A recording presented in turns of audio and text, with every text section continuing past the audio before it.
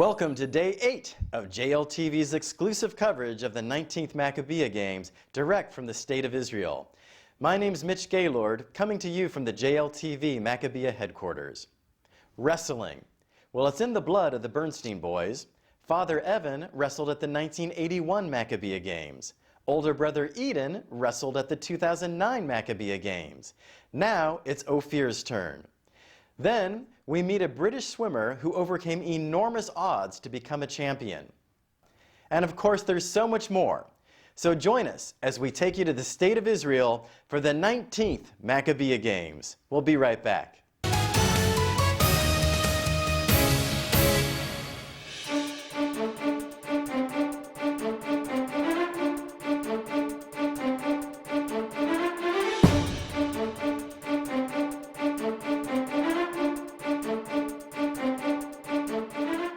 Evan Bernstein, along with his two sons, Eden and Ophir, are all world-class wrestlers who competed in the Maccabiah Games.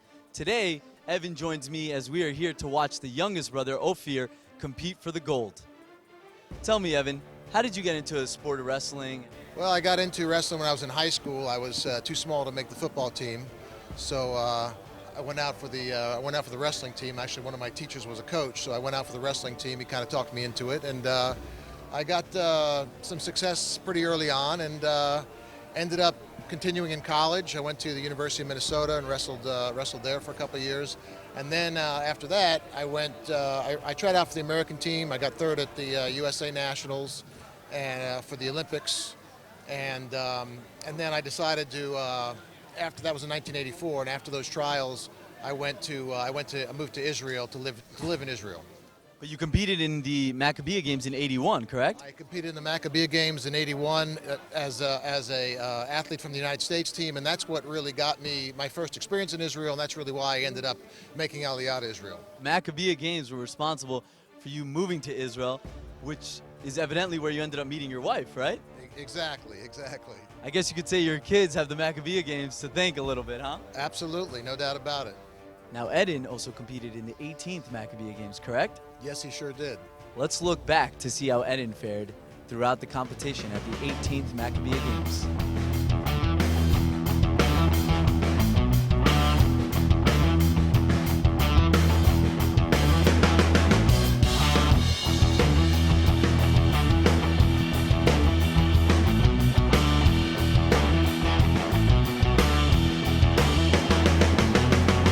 There are many instances of a son following in his father's footsteps.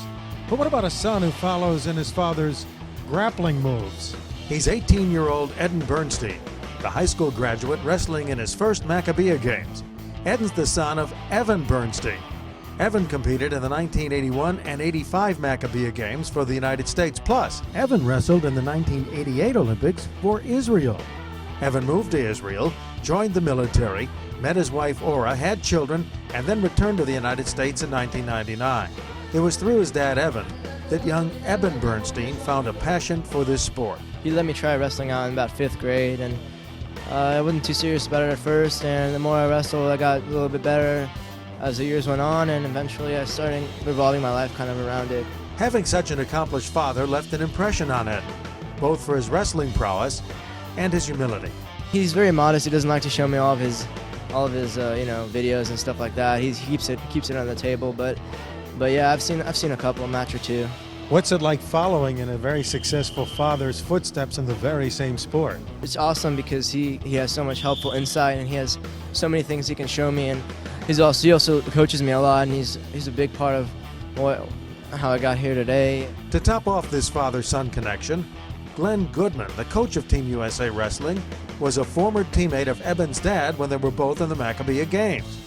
What's it like for Glenn to coach the son of a former Maccabiah teammate? It's a pleasure, and I was very excited when I knew this was going to happen. The Maccabiah, I think, has a lot to do with family and tradition, and it's certainly exciting to see Evan's son, Eden, here competing. How do they compare as wrestlers?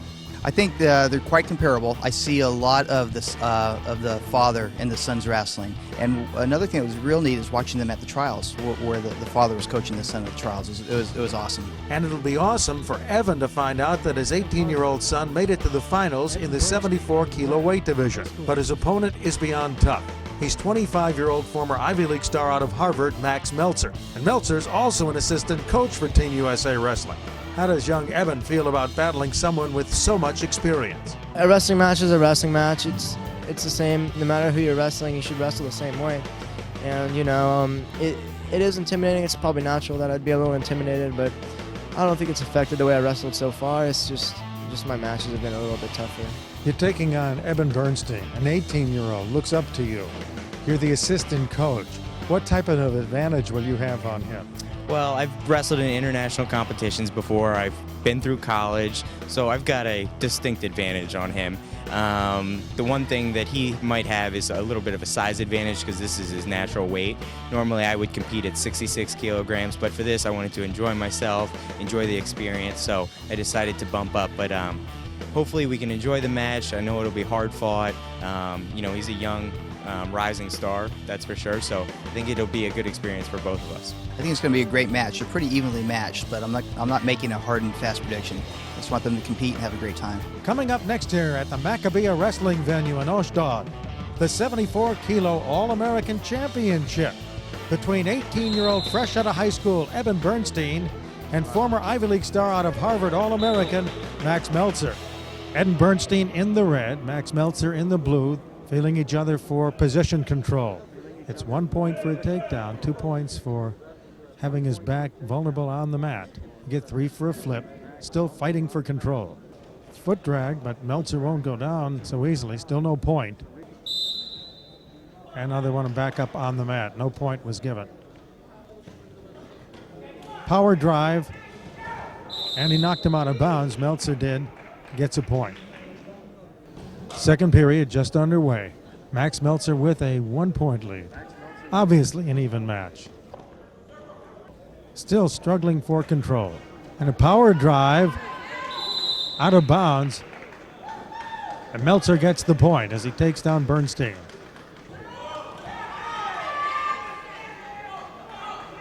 That was a point. Now Bernstein is on top. Trying to get him on his back. Now they have to both get up into position as the second period is close to finishing. Less than 30 seconds to go in the period. Tries to wrap that leg around, won't go. 5 seconds to go in the period. And a takedown for Meltzer just at the 2-minute mark. Now we're going to see the winner is Max Meltzer by points. That's his second win in 2 matches against Evan Bernstein. I thought it was a really tough match. First period was obviously very close, and then the second period got opened up a little bit, but definitely hard fought. And for him being a incoming college freshman, I think it was definitely a great match, and he's got a very bright future. I can't be too hard on myself. He's an experienced wrestler. He's very accomplished. Just out here having fun, And that wraps up our coverage from the Maccabiah Wrestling venue in Ashdod. I'm Steve Grad. Thank you for watching on JLTV. More Maccabiah coverage when we come back.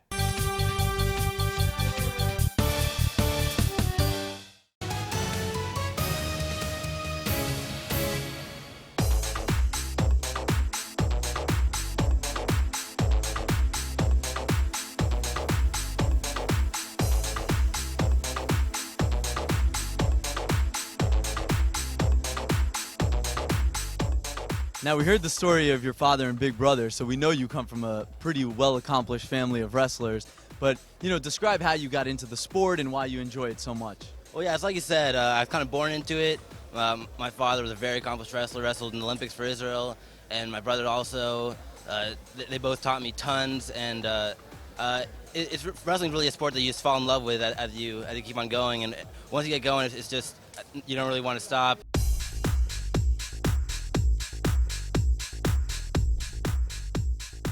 Now, and you just want to keep on going, and try to be the best you can be, and that's where I'm at right now.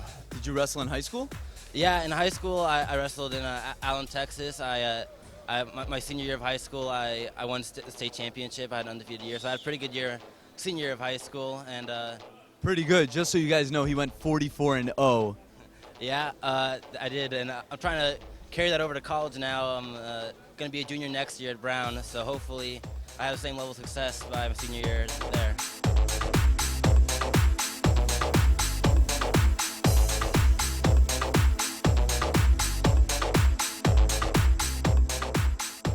I can just imagine what the fights were like with you and your big brother growing up, huh? Yeah, definitely. He always had the upper hand on me, but hopefully eventually I'll get him back in a few years. Did you learn a lot from him and your dad? Oh yeah, they taught me more than anyone probably in the sport of wrestling, other than my high school coach too.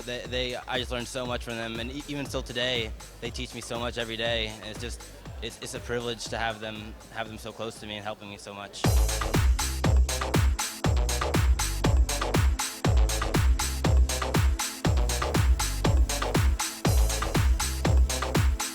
So how does it make you feel that both your sons, not just Eden, now Ophir, have followed in your footsteps and picked up the sport of wrestling?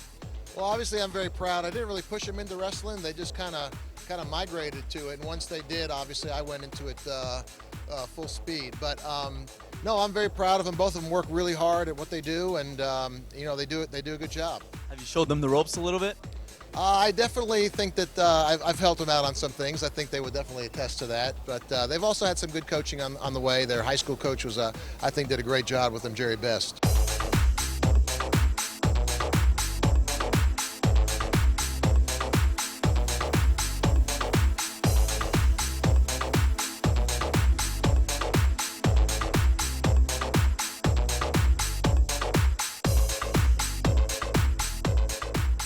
Does it make you feel proud that they've both decided to come to the Maccabiah Games as well? Oh, absolutely, absolutely. This is a great experience. This is a great experience for anybody, really, to come to an event like this. Now, you come and support your kids, obviously, but from what I understand, several members from previous Maccabiah Games come as well. Well, yeah, we also have some of our family that's here today. I have some guys that I wrestled with on the Israeli team that came out to watch. My coach from the Israeli team is also supposed to be here. So yeah, so we got plenty of representation.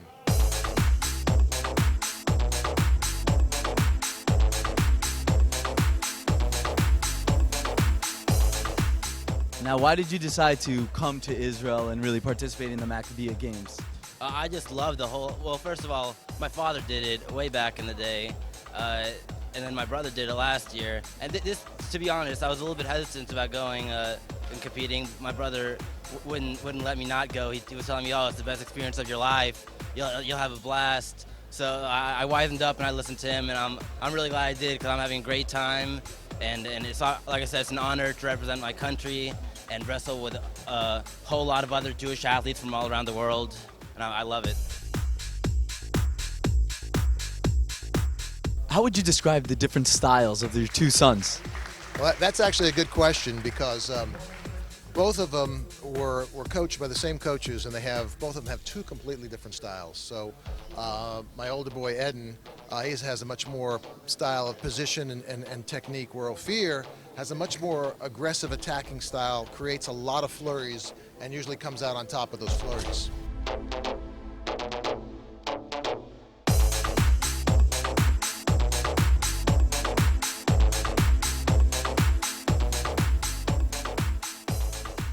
How did you feel about the whole opening ceremony in Tatey Stadium? Wasn't that quite something? Oh yeah, that was unbelievable. It was really something when you're walking out and there's like 40,000 fans and they're all cheering for you, just for you and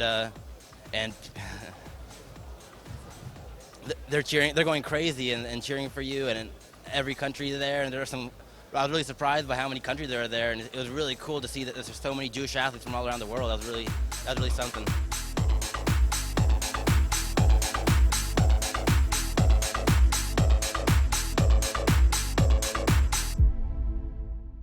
Now, have you also gotten to meet different athletes and Jews from all across the world? Yeah, it's really cool just talking to to other Jewish athletes. You know, you can see there's a language barrier, there's a bit of difference in culture, but then the most important part of us, our Jewish identity, is still the same throughout all of us.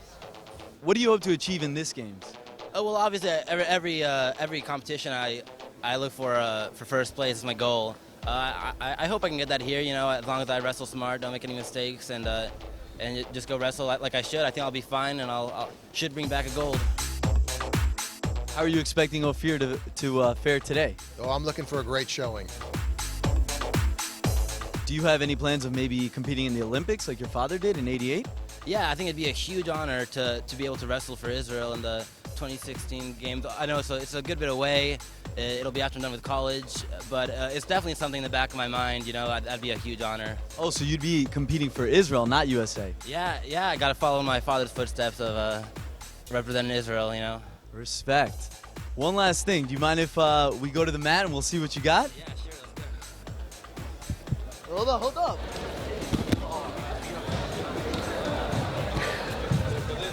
Ow. Good luck, Ophir. I have no doubt that you will do well in this tournament and make your family proud. And I think we all learned a very important lesson today. Do not mess with the Bernsteins. From Ashdod, reporting for JLTV at the 19th Maccabiah Games, I'm Eran Shargal.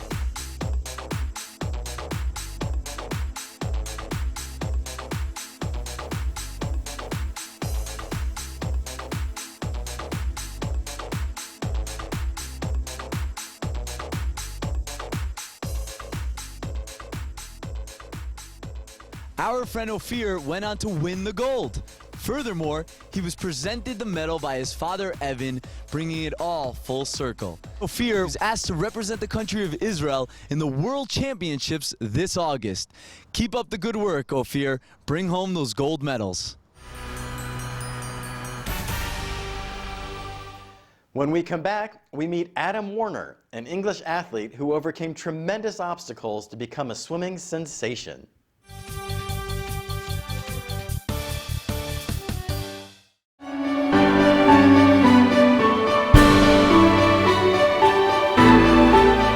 Welcome back. Adam Warner is no ordinary young man. He has battled at least 3 neurobehavioral disorders, but it's no matter. That has not kept this champion out of the deep end.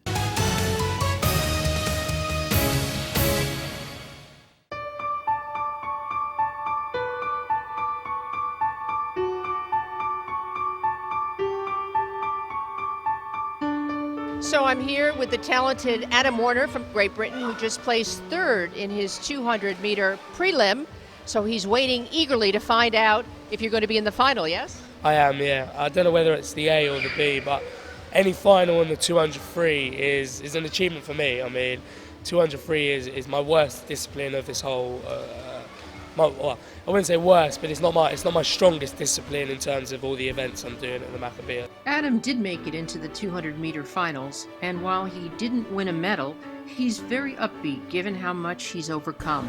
You know, when I hear you talk, it's hard to believe that in your childhood and early years, it was painful for you. Being sociable, you suffer from Asperger's, ADHD, and a number of other issues that were challenging for you. Yeah. Tell me about your childhood and how you overcame that. I mean, I don't remember too much about it, but having friends and still now is a very difficult thing for me, and the swimming is kind of my way in learning to interact with other kind of people, and like I've made good friends with the American team here, and they've been looking after me, which is really, really nice. Whether it's because they can see what I'm like, I don't know about that. But how could anybody not like you with that smile? I don't know. But yeah, it was difficult. And then when I went to university, I made a lot of friends there, and I got some good friends. But I still find it quite difficult because with such a challenging sport, having to commit myself 9 times a week, morning to evening, I don't really have time to like go out and socialise. But luckily, me being quite a friendly kind of person and happy to speak to people and all that, it's a lot easier for me. But having that proper friend, it's still quite a difficult thing. Yeah. Tell me about your your young years, because I've seen pictures of you smiling and just adorable when you were very young. How difficult was that, having trouble focusing and with Asperger's, and what were the symptoms for you, and how did you get into swimming from that? Well, from what I remember, it's from my mum really told me. I don't remember too much from when I was younger, but she told me that she used to take me to swim. She took me swimming when I was 5. She was told by the doctors that doing swimming, people with ADHD or Asperger's or anything like that, it's really good for the coordination because it uses all the muscles in the body, and you having to coordinate the arms and the legs, and also the social factor of it. And when I was younger, I was good, but I wasn't anything special. And it wasn't until I became 18 and I went to the UK National Championships for the 3K and just missed out on a bronze medal. And then it kind of just got better and better and better. And as I've got a bit bigger and I've got a bit more experience, and I kind of not worried about it so much, enjoyed it more, I've got better in that way. So, how has the passion and the dedication you need to have for a sport like this, competitive swimming, changed your life overall? For me, I have a lot of passion for the sport, and I say I'm a swimming teacher as well, and being able to teach kids what I do now and what I've also been taught, and when I see them achieve, even let it be some 5 meters, it puts something in my heart, because I know what I've been through and the difficulties I've had, and seeing even kids with disability and without disability, it makes me happy. It really does cheer me up, and I do find as well that it makes my swimming a little bit better. I've got the 400 tomorrow, and the aim is to make the final tomorrow. And then you've got the relay after that, which I want to do. And then, because I'm already guaranteed for the 1500 final, I've got the morning off, so I can relax in that morning. And then after the 1500, then I've got the 1500 final, and then I've got 3 days off, and then it's the big 5K. When we say open water, you're going to be swimming in the ocean, yes? Yeah, but I believe it's in the Kinneret. It's up north in Tiberias, and it's a 5-kilometre race. And normally it takes about an hour or under an hour. That's my aim at least, but it varies on conditions, because it's going to be quite hot. It may be a bit slower, it may be a bit faster, but it's good fun. I love open water. It sounds exhausting. I imagine at a certain point you must ache, you must be tired, hungry, all of that. Well, that's why I was taking so long. My coach back at home says my main weakness is I don't swim down enough, and it's true. Once you've swum, you just want to go and sleep. You just want to relax. But I guess the sun and the beautiful environment of Israel makes you want to stay a little bit longer, I guess. But no, I love it. I love it. What's it like for you being with thousands, total of 9,000 athletes from around the world, from 78 countries here? What kind of pride does that give you as a Jewish guy? Immense pride. I mean, yesterday I carried the flag for GB, and I didn't even know I was going to do that. And just, I mean, walking out in the opening ceremony with 420 GB athletes, the largest delegation ever that we brought to the Maccabiah, and I was walking behind the actual flag bearer who I knew, and as you can hear, my voice is still a little bit rusty, but it kind of gave me a little bit of goosebumps. Being one of those athletes walking out and having to wait till today, now that I've done a race, it kind of gives me a bit of a chill, because now I've got one race down and I've only got, well, maybe 3 or 4 to go. But yesterday was immense, and to see all these fast Jewish athletes around the world when you don't really hear much about them, you hear about the Americans, Lenny Kreiselberg, Jason Lezak, Garrett Weber-Gale, you hear about all these, and to try and emulate them obviously would be amazing, but as I say, one step at a time and go from there. But to be representing my country is something I've always wanted to do, whether it be Jewish, whether it be non-Jewish, but I'm here now representing the Jewish people of Great Britain, and all I can do is I'm proud, to be honest. How many Jewish people are there in Great Britain, do you know? No idea. There's not as many as obviously Israel and America. Swimming in Great Britain isn't big. But I'm hoping that if I do well, that it might inspire a lot of these others to be like, all right, we'll give it a go. I mean, I started off with the JCC 10 years ago in 2003. The Jewish community. Yeah, in Houston, Texas and New Jersey. Amazing. Two very different places, by the way. Yes, two very different places. And I'd never done an international race in my life, and I was quite a big boy then. I was pretty big. I wasn't particularly fit. I wasn't training that much, and I did it because I wanted to try it for fun. And I came away with 3 medals and 3 golds, I think it was, and 2 silvers, something like that. And I was like, yeah, carry that on, and I got better and better. And then I applied 4 years ago for the Maccabiah, and I got rejected from GB. They were like, you're not fast enough, because it was really, really serious 4 years ago. And then I was like, yeah, let's try it again. And I moved to my new club in Hillingdon, where I've got my coach called Dave Hemmings, who's probably one of the best coaches, I think, in the UK. Well, clearly he's doing a great job. Yeah. So we're going to say goodbye to Great Britain and goodbye to America. I'm Susan Neisloss with Adam Warner for the Maccabiah Games, the 19th Maccabiah Games for Jewish Life Television. Thank you.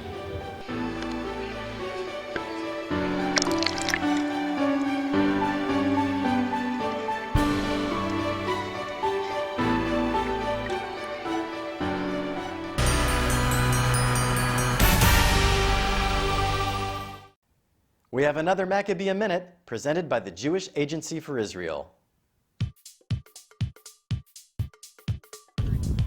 I got started in archery through watching the opening of the Barcelona Olympics, where they lit the torch with a flaming arrow. And as soon as I saw that, I knew I needed to be an archer. So this has been in the planning for at least 8 years, I believe. Archery is, despite its general interest, it's a major Olympic sport.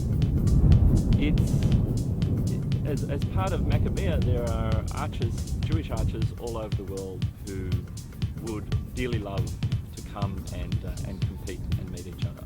It's not just about archery, it's about the friendships as well. And the friendships that we have developed over the last week, but also over the last few years through emails and Facebook and getting to know each other, even before we met each other, are priceless. This is probably one of the greatest joys for me personally about coming to Maccabiah. Meeting people from all walks of life, meeting people from countries all around the world who are all Jewish, who all say the same brachot, and who all have a Seder night and eat the same foods. Maybe it might be a bit spicy or a bit more cabbage, but it really, on the night, opening ceremony night, when everybody stood up and sang Hatikvah, it was a wonderful moment.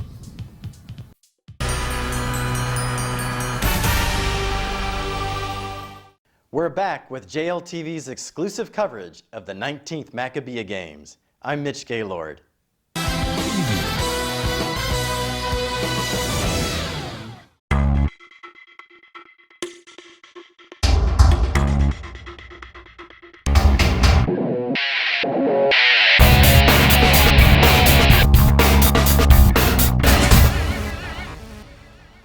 Not only can the 19th Maccabiah Games boast countries participating for the first time, it now proudly offers a new sport, handball. And in order to make that happen, Maccabi Israel sponsored Team France. Find out why.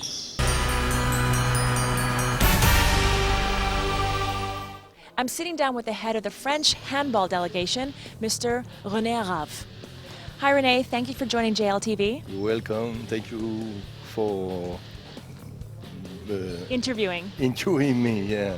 I'll help you. I speak a little French too. Yeah, no problem. If I have difficulties, I ask you and you... Avec plaisir. Avec plaisir, super. I understand that Maccabi Israel sponsored Team France. Why did they invite you to come to the Maccabiah Games? Look, they invite us because we are in the French team champion, Olympic champion, 2 times in Peking in 2008 and in London 2012. So for them it's a big pleasure to have Handball France here in Israel. And I also understand you have somebody from those 2 Olympic Games where you took gold.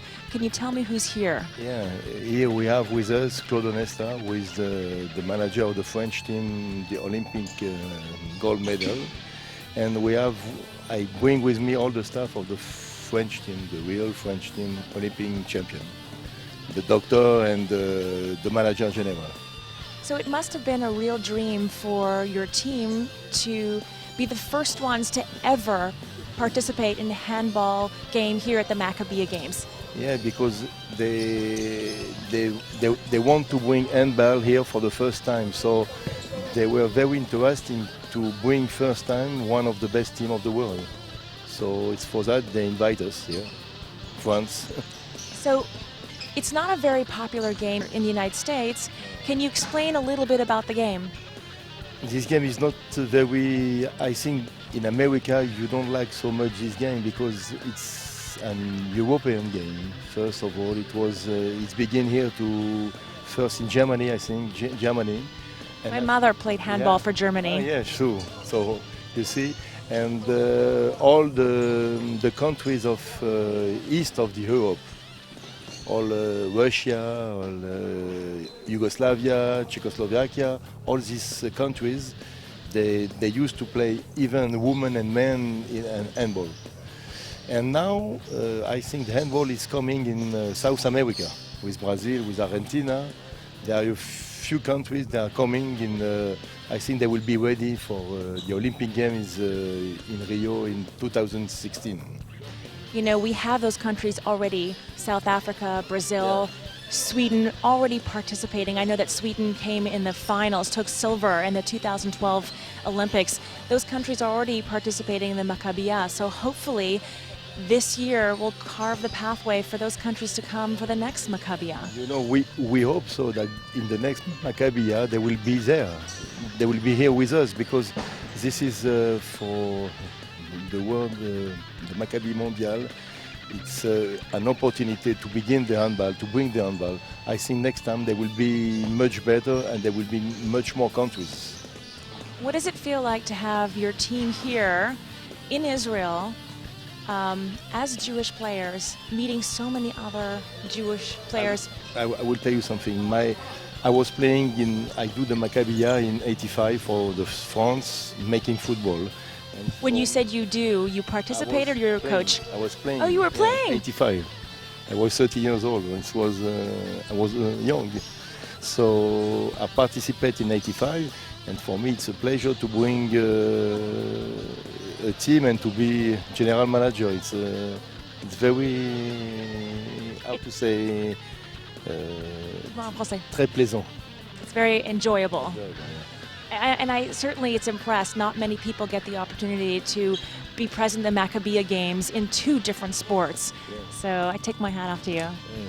Look, for me it's a great thing. If we can also, we think we're going to make the maximum to win, and that's what we expect. We expect to win. Excellent. So you mentioned you're the trainer, right? Oh yes. So do you think you can teach me how to maybe score a goal today? I don't think so. To teach you.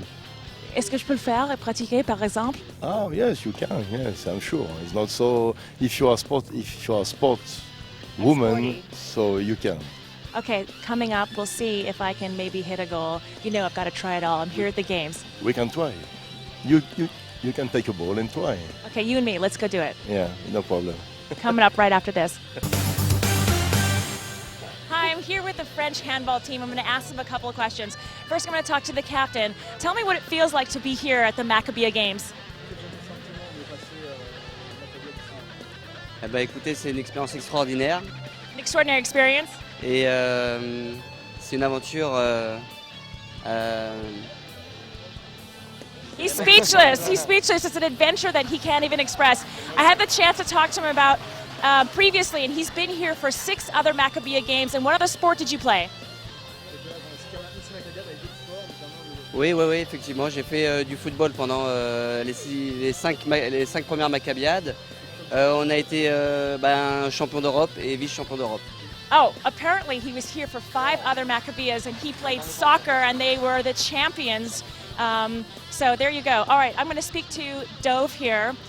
Tell me, how does it feel to come together as a team for handball for the first time at the Maccabiah Games? It's special. It's special because it's first time. First time is very special. And what did you play for a special ranking in the French national team?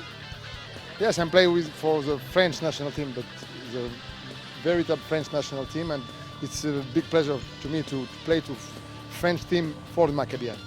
And tell me, what can you say to the to Americans watching this sport? Tell me something you can say about handball. It's exciting. Tell me. Handball is a beautiful sport with a lot of fun. You guys looked like you were working really hard. Yes, but it's only like that you can win a gold medal. I hope so. Only like that you could win the gold medal. Well, I'll keep you posted, and we'll see how Team France does. Hi, I've got Mr. Claude Onesta, who was the coach for the French team who won Olympic gold in 2008 and in 2012. Welcome. Thank you. How does it feel to be participating in the Maccabiah Games? It's an invitation, and I'm very happy to be here and to promote my sport. And I go where handball is in fist. I am the first, not player, but I am just a man who like very much handball. There is handball, I am here. And how does it feel to come to Israel with countries from all over the world who are participating in a sport with athletes? How does that feel?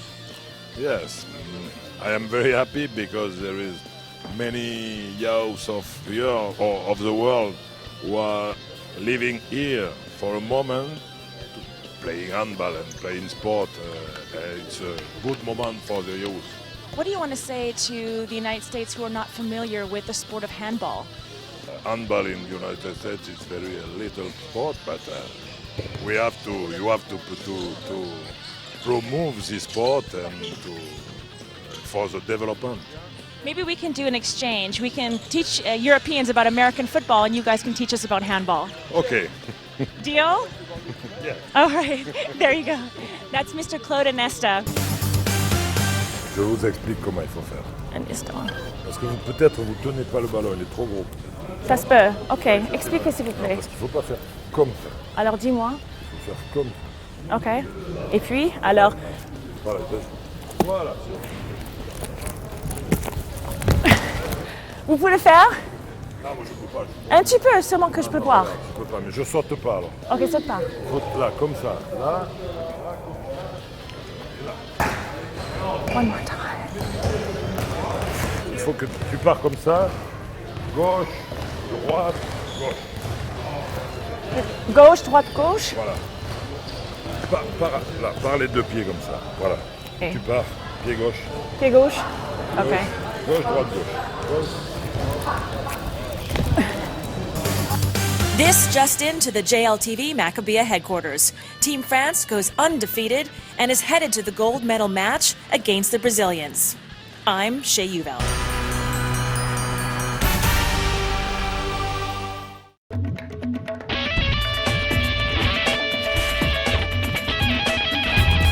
Welcome back. The JLTV Maccabiah team had the chance to sit down with a very special guest here at the 19th Maccabiah Games. Let's watch. I'm Catherine Lurie. I live in the heart of Great Britain, here in London, one of the greatest cities in the world. In fact, this country originated so many of the sports played today.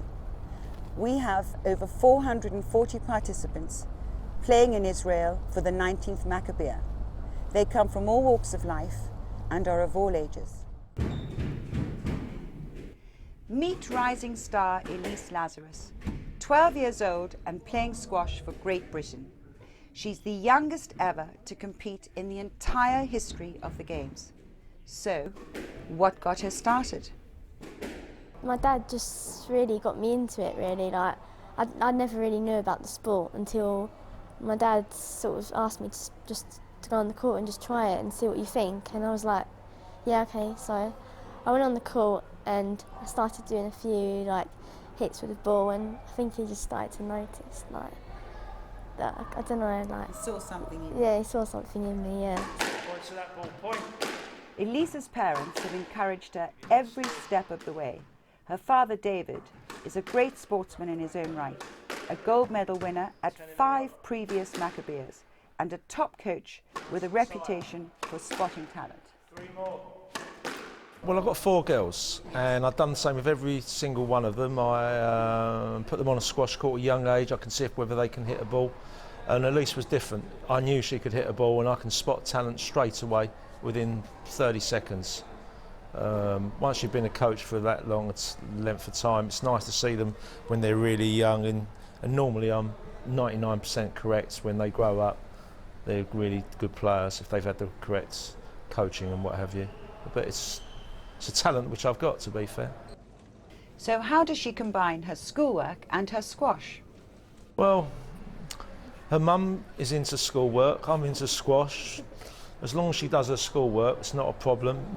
I play squash, get home and do my schoolwork, or sometimes it's I've got to get my schoolwork done out of the way first and then I've got to go and play squash. It's quite hard really, but I can sort of do it. Okay, let's go. Elise is at the peak of her physical fitness, and to stay there, she practices 1 to 3 hours a day and supplements this with sprinting, running and gym work to build strength, stamina and agility. Move off that mark. Tell us about your fantastic young star here. Well, she's been doing really well. She started off playing in the local tournaments, then started getting bigger, started getting ranked. She's been number 1 under 13 for about 3.5 years now. For the whole of England? For the whole of England, and was number 1 in Europe as well. She's already played in the under 18s for England up in Scotland, and she's had some great results. She got to the semi-finals of the British under 23s, which was phenomenal. Beat some good girls, so it's all going well. I think in the competition, I think she'll surprise a lot of the ladies, and I think she'll be surprisingly well, and I do believe that she'll end up winning the tournament. I don't think it'll be easy, because there's always some good players there. And much competition from America or South Africa? South Africa is an unknown quantity. America, to be fair, Elise has played the top American girls already, and beating them 3-love, not a problem. And that's the non-Jewish ones. I just love playing, really. Like, I just love going on court. I think I'm really competitive. Like, I love winning. Not even in squash, it's every sport, really. Any sport I do, I'm really competitive, and I really always want to win. It'd be great to see old friends. It'd be great to compete again with some old friends as well. It gets harder every year, to be fair, as I get a bit older. It gets harder and harder. But you know, the weather's great, the courts are nice. We get really well looked after, and it's a great sporting activity. You know, it's really good. Oh God, I'm really excited. I'm really nervous though, because I've never been to Israel before, and it's going to be like it's my furthest country I've ever been to before, even on a squash tour or whatever. So I'm seriously nervous, but I'm really excited, and I really can't wait for it. Come on, come on. Drop it in. Elise Lazarus is making great progress in the Ladies Open Squash. She has won all her rounds and is now in the semi-finals. This is Catherine Lurie reporting from Israel for the 19th Maccabiah.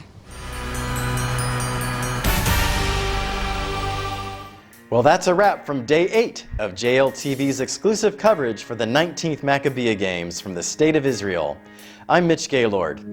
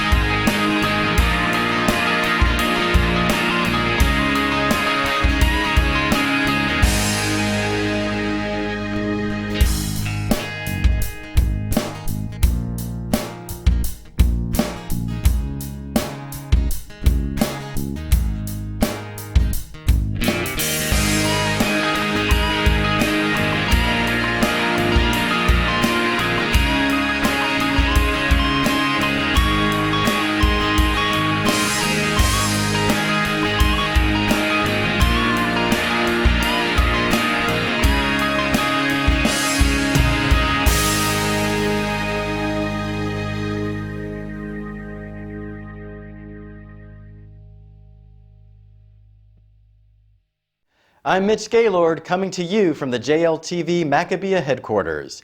The 19th Maccabiah Games on JLTV is brought to you in part by the Jewish Life Foundation.